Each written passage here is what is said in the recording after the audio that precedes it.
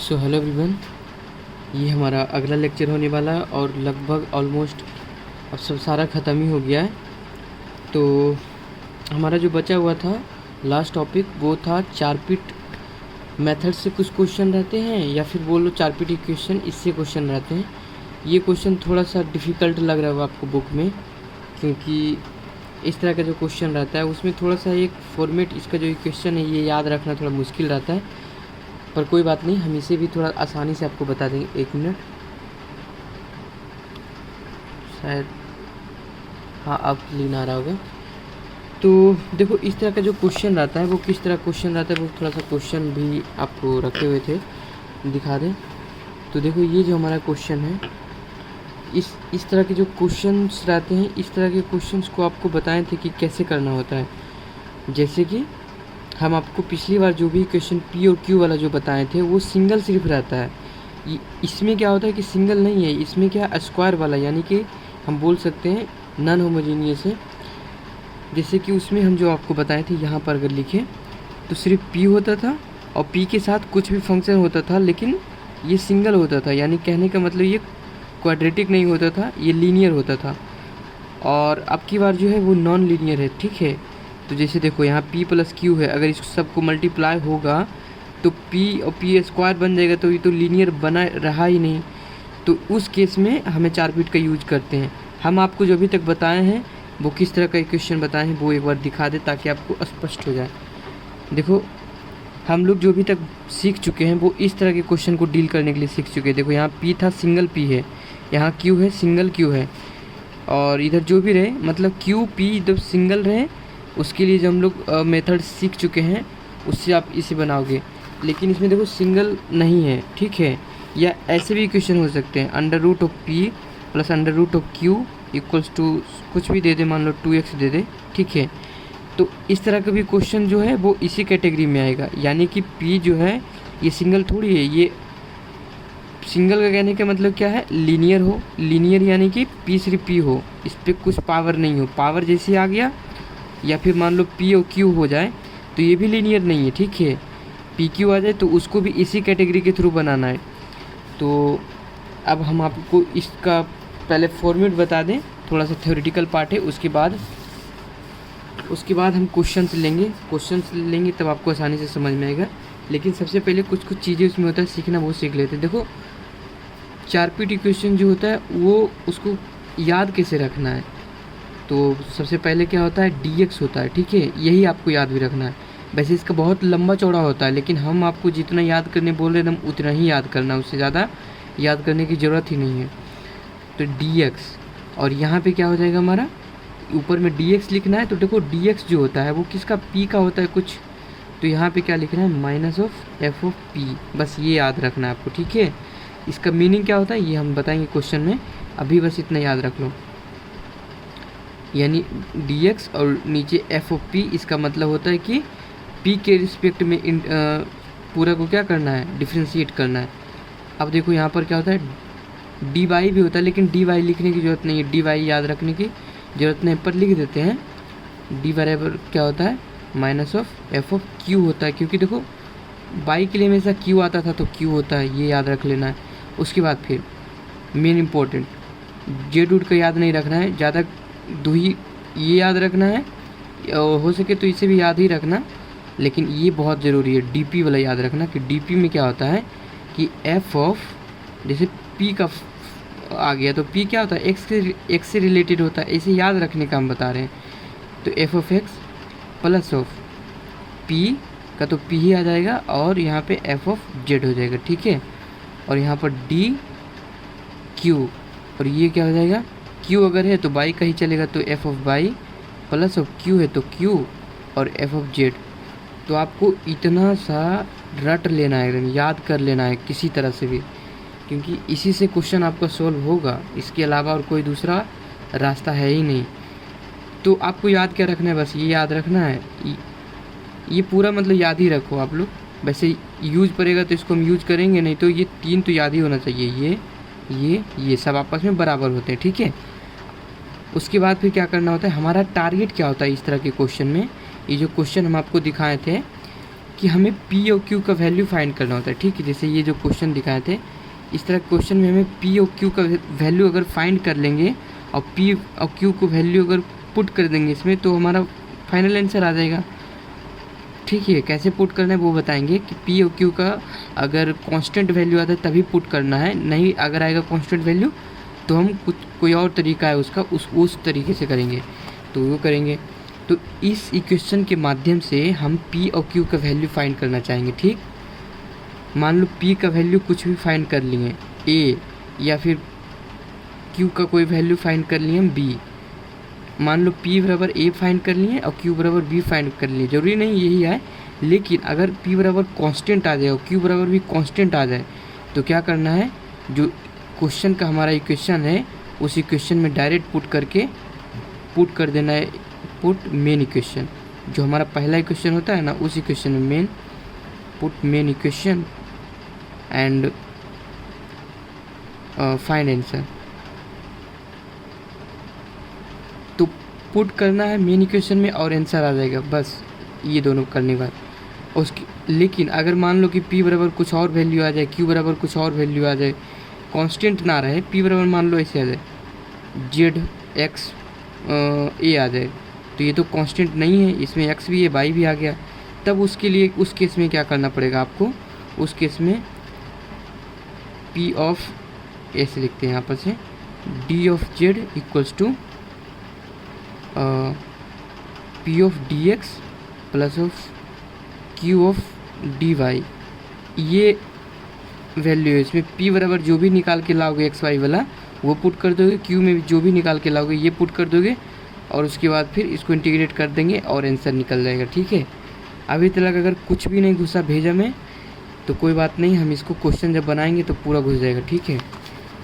तो अब देखो हम लोग क्वेश्चन पे आते हैं, क्वेश्चन लेते हैं। क्वेश्चन किस तरह से पूछता है आखिर, क्वेश्चन आपको देगा find the complete integral of, अच्छा दिखाई नहीं दे रहा होगा, ऑफ द इक्वेशन, ठीक है। ये क्वेश्चन में लिखा हुआ होगा और आपको p प्लस क्यू पहचानना कैसे है, z of x P Y of Q equals to 1। देखो पहचानना ऐसे है कि देखो ये तो लीनियर है नहीं, लीनियर का क्या मतलब होता है, क्वाड्रेटिक टाइप का कुछ नहीं बनना हो, सिंगल सिंगल रहे, पर ये तो बन जाएगा क्वाड्रेटिक, तो हमें इस 4 पीट मेथड से ही सॉल्व करना पड़ेगा, ठीक है। ये 4 पीट मेथड है, तो देखो क्या करना है, इसको पूरा फॉर्मूला हम यहाँ पर दिखाते चले तब आपको पता चलेगा। शुरुआती में हमें क्या लिखना होता है, सॉल्यूशन कर रहे हैं, ठीक है, दिख भी तो नहीं रहा, हाँ देखो सॉल्यूशन कर रहे हैं। शुरुआती में हम आपको क्या बोले थे कि आपको फॉर्मूला क्या याद रखना है, dx of minus of f of p, ये याद रखना है। बाई का याद नहीं भी रखोगे तो चलेगा बस, लेकिन उसके बाद dp याद रखना है, dp बराबर f of x plus p of f of z equals to dq और d of y plus q of, जैसे भी ट्रिक बना के याद करना हो ये याद ही कर लेना, इसके बिना कोई उपाय ही नहीं है। तो अब देखो ये पूरा हम लिख दिए, ठीक है। अब इसके बेसिस पर इसको कैसे सॉल्व होता है, तो वो देखो ये शुरुआती में क्या कह रहा है, dx तो ऊपर में लिखना ही है, ये माइनस है तो माइनस हम लगा दिए। f ऑफ p का मतलब होता है कि p के रिस्पेक्ट में पूरा को क्या करना है, p के रिस्पेक्ट में इंटीग्रेट नहीं करना है, डिफ्रेंशिएट करना है, ठीक है, डेरिवेटिव कर देना है p के रिस्पेक्ट में। तो p के रिस्पेक्ट में करते हैं इसमें, तो देखो p के रिस्पेक्ट में इसको करेंगे तो p प्लस और q ये तो ऐसे ही रह जाएगा क्योंकि ये मल्टीप्लाई होने वाला है। ये z है, z तो कौन, ये तो क्योंकि हम p के रिस्पेक्ट में कर रहे हैं तो ये z तो 0 हो जाएगा। यहाँ पर p के रिस्पेक्ट में कर रहे हैं तो यहाँ पे क्या बचेगा, अब p के रिस्पेक्ट में अगर यहाँ पे कर रहे हो आप तो यहाँ पे माइनस ऑफ x बचेगा, ठीक है, सिर्फ माइनस x बचेगा। और ये तो हमारा p है ही नहीं तो ये तो 0 हो जाएगा, माइनस ऑफ 0 जो भी हो ये हो जाएगा, ठीक। उसके बाद हम फिर अगला चरण पे आते हैं, dp पे आते हैं। क्या कह रहा है, f ऑफ x, यानी कि f के रिस्पेक्ट में पूरे क्वेश्चन को, इसको चाहो तो ऐसे भी कर सकते हो, e1 था 1 को हम इधर ले आए इक्वल्स टू 0 बना दिए ताकि आसानी लगे देखने में, ठीक है, ऐसे कर सकते हैं। अब देखो इसको कह रहा है x के रिस्पेक्ट में, पहले इसको पूरा को हम क्या करते हैं, डिफ्रेंशिएट करते हैं, तो करो पी प्लस क्यू तो ऐसे ही रह जाएगा, इसे आगे ही रह जाएगा। चाहो तो आप लोग इसे खोल भी सकते हो, लेकिन सुविधा ऐसा ही रहेगा। और देखो यहाँ पर ये कितना हो जाएगा, ये हम यहाँ पर बताते चलते हैं। ये जेड का क्या हो जाएगा, लिखते नहीं है, अब एक्स के रिस्पेक्ट में कर रहे हैं तो ये 0 हो जाएगा, ये 0 हो जाएगा, सिर्फ ये बनेगा। तो इसका कितना हो जाएगा, माइनस ऑफ पी हो जाएगा, क्योंकि एक्स के रिस्पेक्ट में कर रहे हैं ना, तो ये तो कांस्टेंट की तरह होगा, तो ये हो जाएगा। उसके बाद फिर डी क्यू। अब देखो इसमें और सॉरी, ये तो हम करना भूल ही गए हैं। ये यहाँ पर तो एक्स का किए थे ना सिर्फ इतना, तो इसको भी रहने दो। यहाँ पर फिर क्या है, प्लस है, तो ये प्लस देंगे। और पी, तो पी का वैल्यू यहाँ पे एज इट इज़ लिख दो, ठीक है। और उसके बाद ये क्या है, जेड के रिस्पेक्ट में इस बार कहना चाह रहा है, तो जेड के रिस्पेक्ट में क्या करो, पूरा को कर दो। तो जेड के रिस्पेक्ट में करेंगे तो ये 1, बाकी 0 0 बन जाएगा, ठीक है। तो यहाँ पर क्या बनेगा, जेड के रिस्पेक्ट में ये 1 बन जाएगा, लेकिन ये इसके साथ तो मल्टीप्लाई ही होगा, तो मल्टीप्लाई होने के बाद ये कांस्टेंट की तरह मल्टीप्लाई हो जाएगा, तो ये पी प्लस क्यू इसके साथ मल्टीप्लाई होकर रह जाएगा, ठीक है। तो ये हम कर दिए। अब देखो डी पी निकालनी है। अब डी क्यू का यहाँ जगह नहीं है, तो यहाँ पे हम देखते हैं, ठीक है। डी क्यू बराबर क्या कहता है, पहले कहता है बाई के रिस्पेक्ट में पूरा को बाई के रिस्पेक्ट में करो। तो बाई के रिस्पेक्ट में करेंगे तो बाई कहाँ है, यहाँ है, तो ये 0 ये 0, ये इसमें सिर्फ बाई के रिस्पेक्ट में करेंगे तो माइनस क्यू बचेगा यहाँ पे। तो ये हमारा बन जाएगा पी प्लस क्यू। तो आगे में जो है मल्टीप्लाई होकर रहेगा ही, लेकिन यहाँ पे ये 0 और यहाँ पे माइनस ऑफ क्यू बन जाएगा सिर्फ, ठीक है। बस ये बन गया। अब देखो सबको हम बढ़िया से लिख देते हैं, सब कुछ सरिया के। डी एक्स बटा माइनस यहाँ पे जो भी था, और ये माइनस एक्स है, ये तो 0 0 कुछ काम ही का नहीं है, तो माइनस एक्स इधर मल्टीप्लाई हो जाएगा, तो माइनस माइनस ये प्लस हो गया, तो x into P plus Q ये बन जाएगा, ठीक है।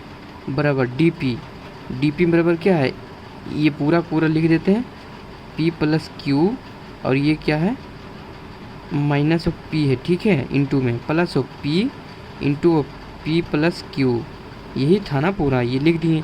उसके बाद फिर डी क्यू बराबर ये पूरा लिख देते हैं। और यहाँ पर फिर से हम लोग मिस्टेक कर चुके हैं कि ये डी एफ का तो लिख दिए थे, उसके बाद फिर ये भी तो लिखना है, ये क्यू, तो क्यू को तो पहले लिख दिए, और फिर इसके साथ में जेड है, तो यानी जेड के रिस्पेक्ट में इस बार करना था, तो जेड के रिस्पेक्ट में इसको करेंगे तो ये 0 और ये सिर्फ 1 बन के रह जाएगा, तो ये भी क्या हो जाएगा, पी प्लस क्यू हो जाएगा, ठीक है। तो ये बन गया हमारा। अब देखो इसको भी हम लोग यहाँ पे लिख देते हैं, P plus Q minus of Q plus of Q of P plus of Q, ये कर दिए। अब देखो दूसरा पेज भी हम इसको थोड़ा सॉल्व करते हैं, सिंप्लीफाई करते हैं, ठीक है, क्या क्या बन पा रहा है। डी एक्स का तो ऐसे लिख देते हैं पी प्लस क्यू, क्योंकि इसका कुछ हो नहीं सकता है।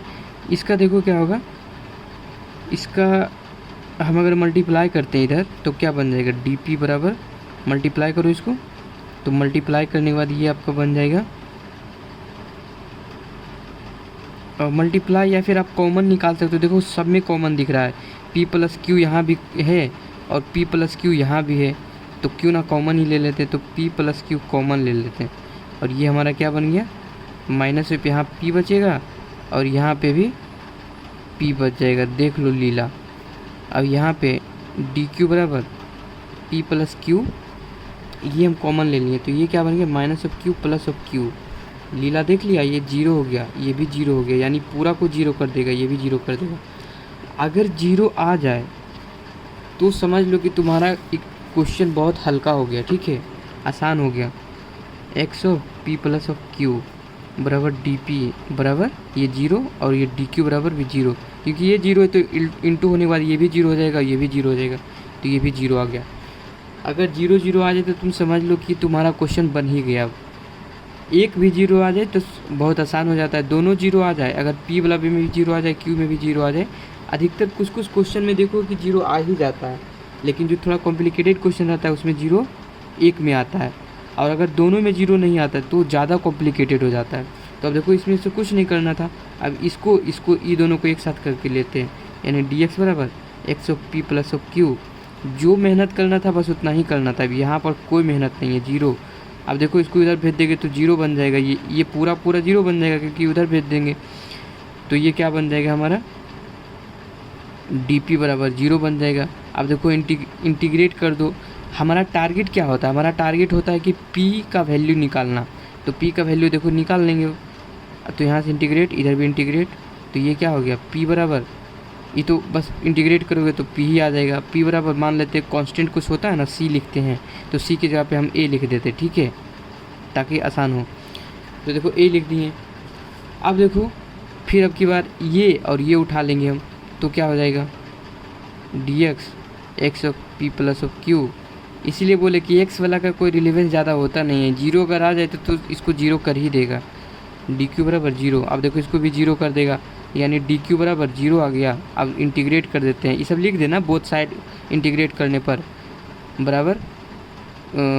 ये तो क्यू आ गया, क्यू बराबर कांस्टेंट लिखना होता है, तो यहाँ पे कांस्टेंट भी लिख देते मान लो। तो देखो पी बराबर इतना और बी बराबर इतना। अब देखो हमारा जो क्वेश्चन था वो ये था, क्वेश्चन यही था ना, इसको मान लेते इक्वेशन 1 माने थे, ठीक है, यहाँ पे दिख रहा है ना इक्वेशन, इसको मान लेते 1 माने थे। तो अब देखो P बराबर A कॉमा Q बराबर B, पुटिंग इन इक्वेशन 1, जो हमारा इक्वेशन था उस इक्वेशन 1 में पुट कर देते हैं। तो ये हमारा इक्वेशन है, इस इक्वेशन में पुट करते, ठीक है, ऐसे करके लिखते हैं, दिखाई भी ना दे रहा है, मतलब देख लेना, इस इक्वेशन में पुट कर रहे हैं, ठीक है। तो इस इक्वेशन में पुट कैसे होगा? P बराबर A पुट कर देना है, Q बराबर, अब यहाँ से देखो लिखते जा रहे हैं, ये इक्वेशन हमारा है, इसमें पुट कर रहे हैं। तो ये हमारा हो गया A और इधर हो गया B, और ये क्या हो गया हमारा Z minus of x of P बराबर A है, minus of by of Q बराबर B है, और माइनस 1 या बराबर 1 भी रखोगे तो चलेगा, कोई दिक्कत नहीं है। यही आपका हो गया फाइनल आंसर। इसी को क्या लिख दोगे आप? इसी को लिख दोगे कंप्लीट। लो लाइट कट गया है, इंटीग्रल, पर कोई बात नहीं, हमारा मिशन अभी तक सक्सेसफुल नहीं हुआ है, पूरा क्वेश्चन कंप्लीट करके ही छोड़ेंगे। अब कंप्लीट इंटीग्रल यही हमारा है, ठीक है, ये हमारा आंसर हो गया फाइनल। बस हम ये कर सकते हैं कि थोड़ा सा एक लाइट जला लें ताकि थोड़ा, अब ठीक है, ये फ़ोन का जो फ्लैश लाइट है ये बंद हो गया अभी। तो ये हमारा देखो इस तरह से बनाना है, तो एक बना लिए। अब देखो हम थोड़ा जल्दी जल्दी बनाना चाहेंगे, ठीक है, क्योंकि काफ़ी समय ले लें धीरे धीरे बताने में। तो अगला क्वेश्चन हम एक ढूंढते हैं इसमें से जो कोई पूछा हुआ हो, तो उस क्वेश्चन को ढूंढने पे अगर मिल जाए कोई अच्छा सा क्वेश्चन तो वो भी बता दें।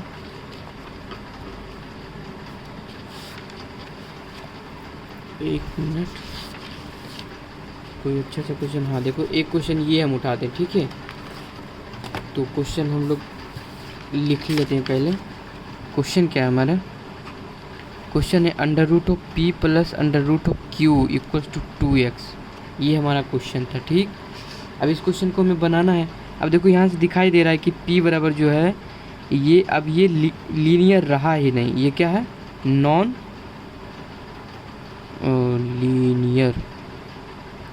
लीनियर, इसको बोलेंगे PD, यानी partial non linear partial differential equation ये है, ठीक है। अब इसको सॉल्व कैसे करेंगे? सॉल्व करने के लिए बस चारपीट को याद कर लो आप। चारपीट को क्या कहता है कि dx बराबर कहता है minus of f of p कहता है, बस इतना बार लिखो कि याद ही हो जाए। उसके बाद फिर dp बराबर क्या कहता है? p अगर है तो ये x के रिस्पेक्ट में शुरुआती में कहता है, उसके बाद फिर p है तो p खुद, और ये फिर कहता है z के रिस्पेक्ट में करना है, ठीक है। उसके बाद फिर dq ये कहता है y के रिस्पेक्ट में पहले, और q मल्टीप्लाई करने के बाद फिर से z के रिस्पेक्ट में। बस यही इतना याद ही रखना है, और कुछ याद रखने की ज़रूरत नहीं है। तो अब देखो उसके थ्रू हम लोग करते हैं। तो पहला क्या कहता है? p के रिस्पेक्ट में, तो मान लेते हैं कि p के रिस्पेक्ट में इसको करेंगे तो क्या बनेगा? ये p के रिस्पेक्ट में अगर इसको करते हैं तो ये तो 0, ये 0, सिर्फ यही काम आएगा।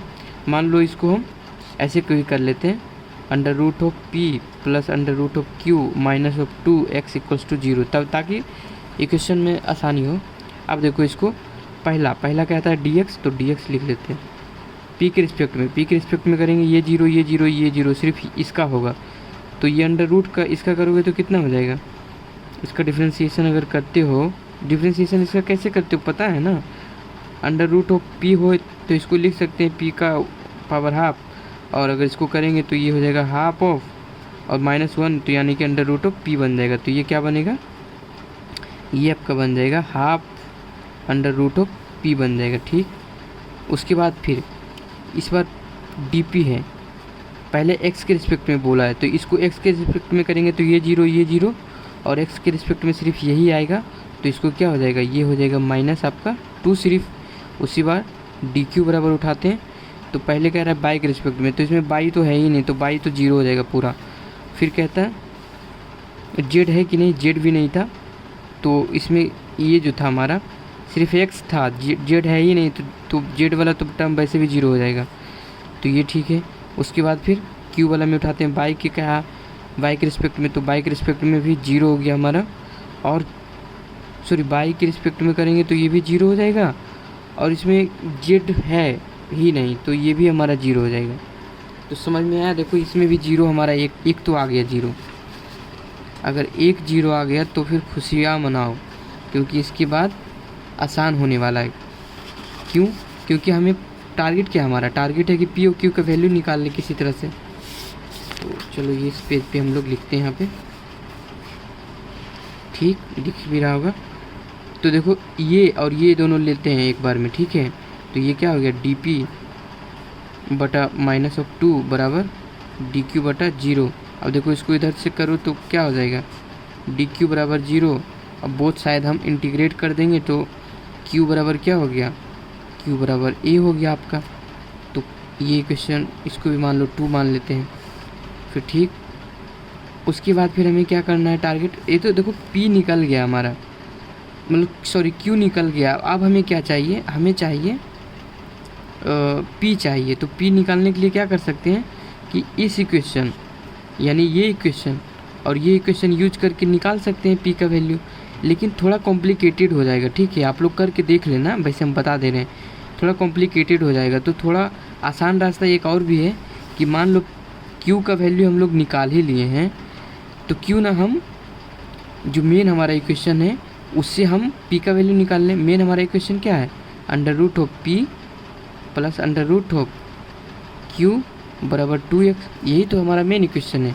अब देखो क्यू का वैल्यू हम ए पुट करके पी का वैल्यू नहीं निकाल सकते हैं, क्योंकि इसमें निकालना आसान दिख रहा है हमें, इसीलिए ऐसा मेथड अपना रहे हैं।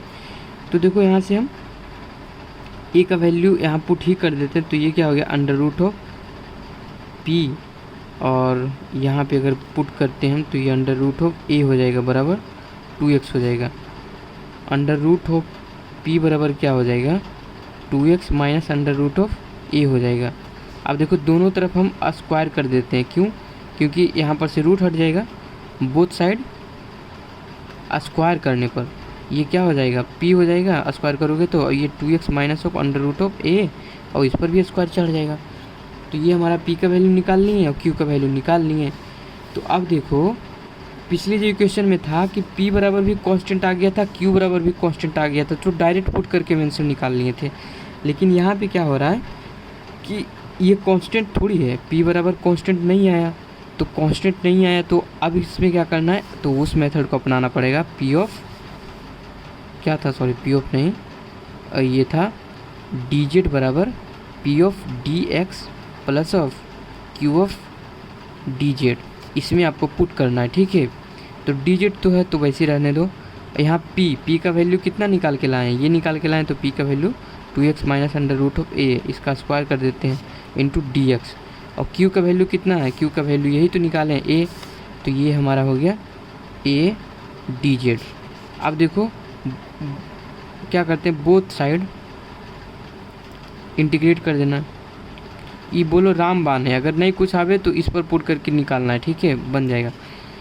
तो ये देखो इंटीग्रेट कर देते हैं बोथ साइड, तो बोथ साइड करने के बाद ये क्या हो जाता है, डी ऑफ जेड, और ये क्या है 2x minus under root of A, और इसका स्क्वायर हो गया, ये dx हो गया प्लस ऑफ, यहाँ भी इंटीग्रेशन लगेगा, और ये क्या हो गया ए डी, सॉरी यहाँ डी जेड हम लिखे हुए हैं, ये डी बाई होगा ना, फॉर्मूला में आपको डी बाई बताए थे, तो ये डी बाई यहाँ भी डी बाई रहेगा, डी वाई।